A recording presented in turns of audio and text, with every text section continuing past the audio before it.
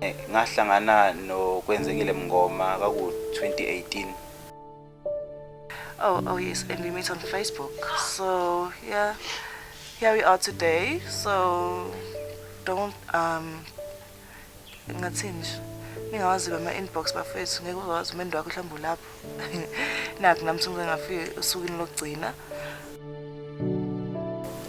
Ngayithanda le ntokazi noma kungeke ngithi kukhona okuthile mhlawumbe okukhethekile kakhulu kodwa nje ngayithanda. Engicabanga ukuthi okuningi into mayihlelo idlozi noma umdali kwesinye isikhathi uyenza nawe ungaqondi ukuthi wenzani. Ezinye izinto makuthiwa Sibindi uyabulala Sibindi uyaphilisa. I think it's one of the things that made me just give this guy a chance. He was very genuine with me. Aba neqiniso nami, straightforward.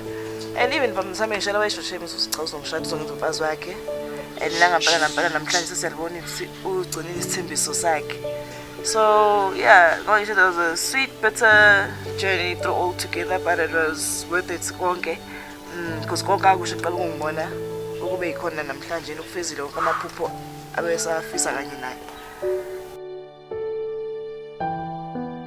Okuningi ngikubona kuyena, ngangibona ubuqotho bakhe nokuthembeka. Nanokuthi ngangibona umuntu owazi ukuthi ufuna nempilweni ngoba kwesikhathi empilweni kubalekile wazi ukuthi umuntu ufunani. Uma uthola umuntu ombona ukuthi ufunani, kuye kwenzeke kusheshe nje, into zenzeke zashesha nje.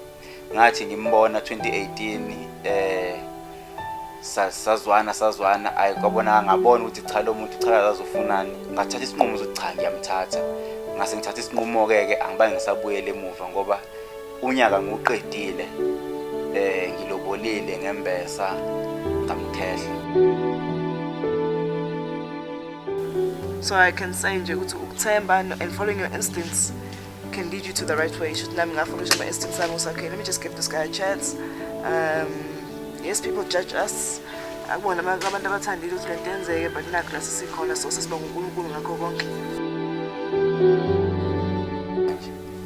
Engizokubonga nje kakhulu kuyena ukuthembeka nokuyimisela ekutheni siwakhe lo muzi ekumele siwakhe ngoba ngaphandle kwakhe kube nakathandanga noma akathandi ngicabanga ngaba sikho futhi la njengoba sila manje ekutheni ngikube khona umcaco ngiyashadela.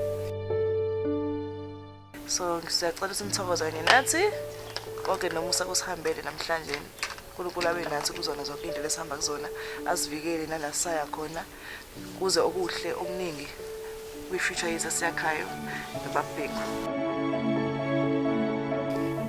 Kakhulukazi futhi engababonga abanye abazali bayidlala indima enkulu ukuthi kube khona inqubekela phambili ngoba uma kukhona umzali mhlambe ongathi umanqinqanqika mhlambe ngomakoti noma ngomkhwenyana kube khona umdonsiswano ebakhona kodwa abazali bethu ngizowabonga nje kakhulu bebesinika isupport enkulu. Ngicathi nomuntu ekuyiyona yenza ukuthi sikhona ukwenza izinto ngokusheshsha okungaka ngoba bekungekho bekuzwima kunalokho besikhuthazwa yibo abazali ukuthi cha manje akwenza ukuthi sekulotsholiwe phela akwenze ukuthi akube khona usuku akusheshe cha angahlala kakhulu awube khona umcaco besiphushwa nabazali eceleni nathi kodwa besikuthanda kodwa ke uma kukhona nabazali belekelela izinto ziyenzeka isheshshe ngoba isheshile nje kakhulukazi.